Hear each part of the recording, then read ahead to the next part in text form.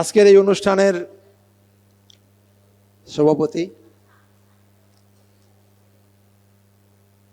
আমাদের হাসপাতাল director, associate director hospital এবং নার্স, শিক্ষক মণ্ডলী, বিশেষ করে আমাদের নতুন যারা ভর্তি হয়েছে আমাদের নার্সের সেই নবীন শিক্ষার্থী, তাদেরকে আমি আজকের এই আন্তর্জাতিক নার্স দিবসে তাদেরকে আমি আদ্দিন পরিবারের একজন প্রবীণ সদস্য হিসেবে আমি তাদেরকে শুভেচ্ছা জানাই, স্বাগত জানাই আদ্দিন ফ্যামিলিতে। আমি আদ্দিনের একজন প্রবীণ সদস্য, কত প্রবীণ সেটা একটা ব্যাপার, প্রবীণ তো অবশ্যই, সেটা কত প্রবীণ। আজ থেকে 40 বছর আগে এই যশোরের প্রতি আমি একটু বেশি দুর্বল। এই 40 বছর আগে এই 1987-এ এই যশোর সাহাদার হাসপাতালে আমি তখন কনসালটেন্ট সার্জন। এক সন্ধ্যায় এই এক্সিকিউটিভ ডাইরেক্টর মহিউদ্দিন স্যার আমাকে বললেন, আমরা আদ্দিন হাসপাতাল তৈরি করতেছি, এখানে আমরা অপারেশন শুরু করব, আমরা রুগীর কাছ থেকে পয়সা নেব না, আমার খুব ব্যস্ত সময়, আপনি আমাদের অপারেশন করে দিবেন? আমি বললাম, না বুঝা করে দিব। সেই থেকে শুরু, আমি তখন সদস্য হয়েছিলাম, আর আজকে 40 বছর পরে আমি তোমাদেরকে আদ্দিনের সদস্য করে নিচ্ছি। আলহামদুলিল্লাহ, আল্লাহর হাজার শুকর যে সৌভাগ্য আমার হয়েছে। সেদিন কোনো সার্জন, সে অ্যানেস্থেটিস্ট ছিল না, ওই যে ওই রকম ওপেন ইথার, সেই ইথার ঢালার সাক্ষী আমার এখানে আছে। এই হাসি এখন বসে আছে, সেই হাসি সেদিন আমার সাথে ছিল, আমি বলবো সে গল্প। সেইখান থেকে শুরু। এরপরে আমি যারা বলতে চাই নাইট ল্যাগন সম্পর্কে, আজকে যে কথা এখানে হয়েছে, আমি ধন্যবাদ জানাই, আমি কৃতজ্ঞতা জানাই যে এইটা নিয়ে যে নাটক এখানে মঞ্চস্থ হলো, এর পিছনে যারা কাজ করেছে, স্যালিউট তাদেরকে। এইভাবে যে এই উপস্থাপনা হয়েছে, নার্সিং পেশাকে যদি তারা না ভালোবাসে, তাহলে এই নাইটিঙ্গেলের জীবনকে এত সুন্দরভাবে উপস্থাপন করা সম্ভব না। এবং এটাকে তারা যে মন থেকে ভালোবাসে এই পেশাকে, এটা তারই প্রতিফলন। এবং যেটা আমাদের এমদাদ স্যার বলে গেলেন, এমদাদ স্যারের সাথে আমার সম্পর্ক প্রায় 40 বছর। কাজেই এই যশোরে আমি বললাম না, আজকে আমার প্রচণ্ড ব্যস্ততা, আমার 4টা অপারেশন, সেই অপারেশন সাইড আমি আসছি। এই যে নাজমুন নাহার ম্যাডাম, উনি টেলিফোন করছেন, ইডি স্যার বলছেন আপনাকে যাইতেই হবে, তার মানে আমার সব কাজ বাদ, আমাকে আসছে এবং আমার 4টার সময় আমাকে যাইতে হবে, 7:30 8টায় ঢাকায় ইনশাল্লাহ পৌঁছতে হবে, রাত্রে আমার কাজ আছে। এরপর এই আমার দুর্বলতা কেন, যশোর মানুষ এবং মাটি আমাকে সার্জন বানাইছে, এইখানে আমার যৌবন কাটছে, জীবনের শিক্ষা কাটছে, এই মানুষগুলো আমাকে কাজ করার সুযোগ করে দিয়েছে, যার জন্য এই দুর্বল, এই আসলেই যে মুখগুলো দেখি না, এরা আমাকে অনুপ্রেরণা দেয়, যার জন্য আমি ওই কাজ ছেড়েও চলে আসি। এই সম্পর্কে আমি আর কিছু বলবো না, আমি নিজেও অনেক কিছু শিখেছি আজকের এখান থেকে। কাজেই যারা এই নাটিকাটি উপস্থাপন করেছে তাদেরকে আমি ধন্যবাদ জানাই। এরপরে আমি যেটা বলতে চাই, এইখানে আমি আর কিছু বলবো না।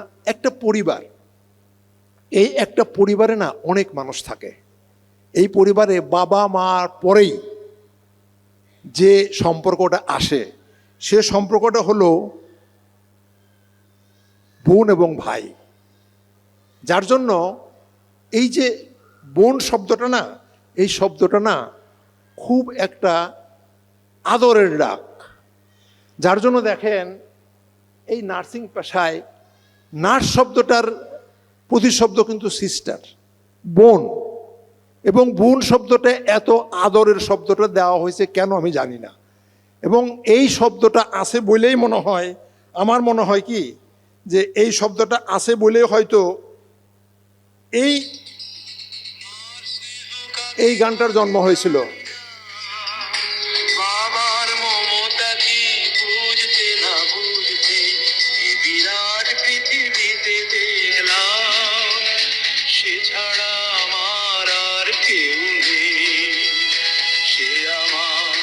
ছোট বোন, বড় আদরের ছোট বোন, সে আমার ছোট বোন, বড় আদরের ছোট বোন।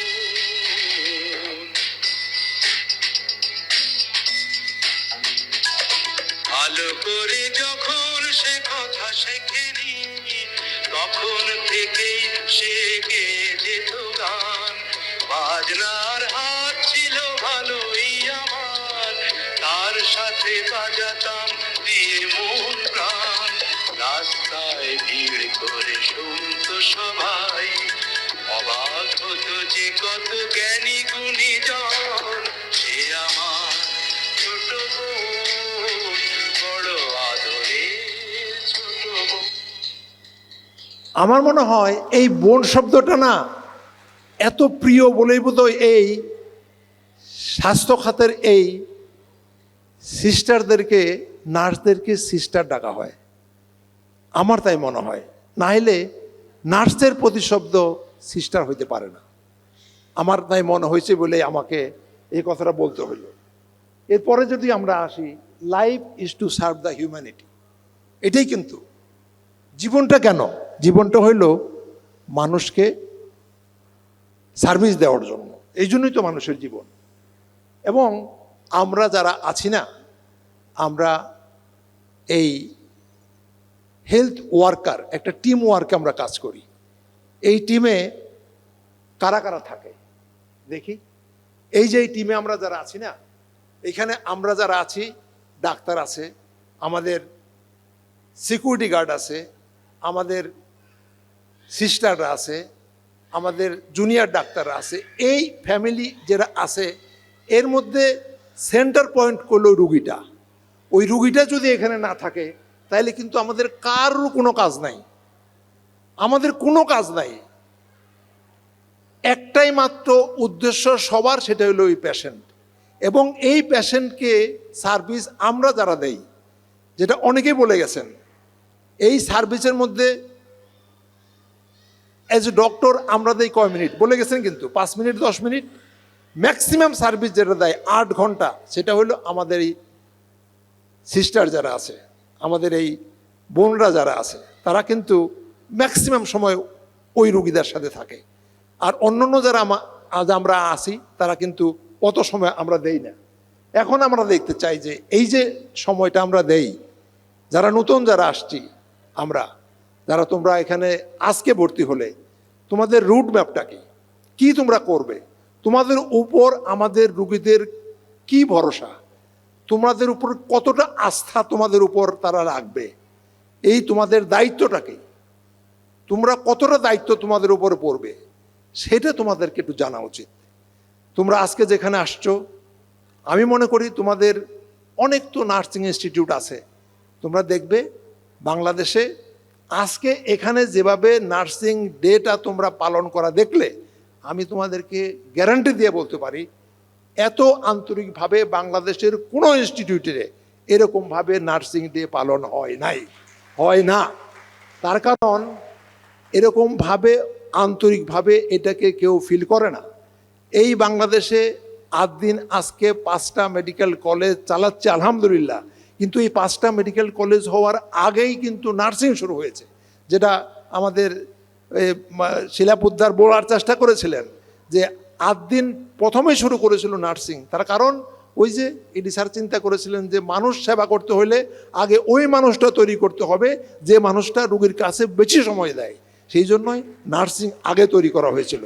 যার জন্য আমাদের দৃষ্টি কিন্তু এখনও আমরা যখন সকালবেলা নার্সিং মেয়েদেরকে অ্যাসেম্বলিতে যাই, এখনও শরীর সুস্থ থাকলে সকালে গিয়া তোমাদের সাথে কথা বলি এই জন্যই যে তুমি যখন একটা রোগীর কাছে যাবে, তুমি যাকে ওকে তোমার পরিবারের সদস্য হিসেবে মনে করো, ওই মানসিকভাবে তোমাকে তৈরি করার জন্যই আমরা কথাগুলো বলি। একটা কথা মনে রাখবে, তুমি আজকে এখানে ভর্তি হলে মানুষ কিন্তু পরিবর্তন হয়, পানি কিন্তু বাষ্প হয় আবার পানি হয়, পানি কিন্তু বরফ হয় আবার পানি হয়, এটা একটা পরিবর্তন, দ্যাট ইজ চেঞ্জ। আরেকটা কথা বলে ট্রান্সফরমেশন কিন্তু পরিবর্তন, কিন্তু এই পরিবর্তন ওই পরিবর্তন, সেটা কিন্তু নিজের জায়গায় আর ফিরে আসে না। শোয়াপোকা যখন প্রজাপতি হয়, প্রজাপতি কিন্তু আর শোয়াপোকা হয় না।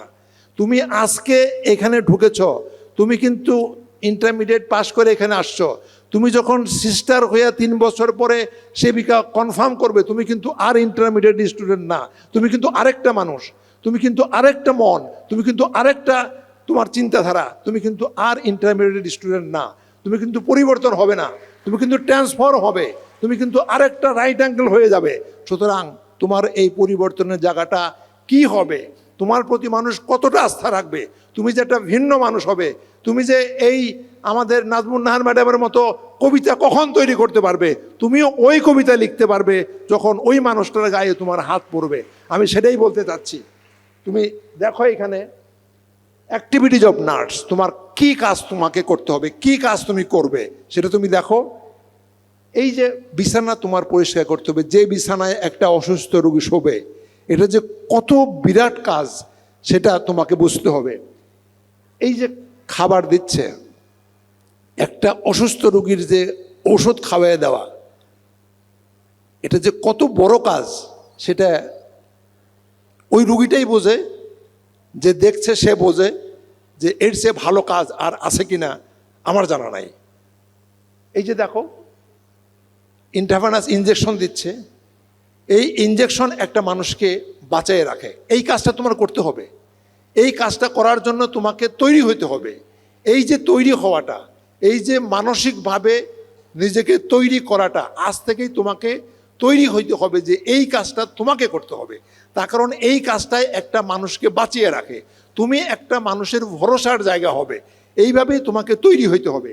আর কি করতে হবে, এই যে একটা মানুষের ইন্টারভেনাস স্যালাইন দিতে হবে, এই স্যালাইন দেওয়ার জন্য লোক খুঁজে পাওয়া যায় না।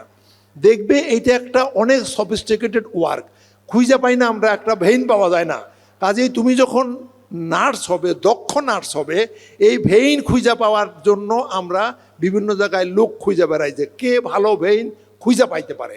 কাজেই আজকে থেকেই তুমি প্রতিজ্ঞাবদ্ধ হও, তুমি যখন নার্স হবে ওই নার্স হবে যে তোমাকে খুঁজে বেড়াবে। আজকে যারা সার্টিফিকেট নিয়ে গেল, তারা সার্টিফিকেট কি এমনিই পেয়েছে? ওই যে সেলিনা আমার ওটির নার্স, ওকে তো বিভিন্ন জায়গায় আবিষ্কার করেছি। আজকে আমি যশোরে আসছি, কেন আসি জানো?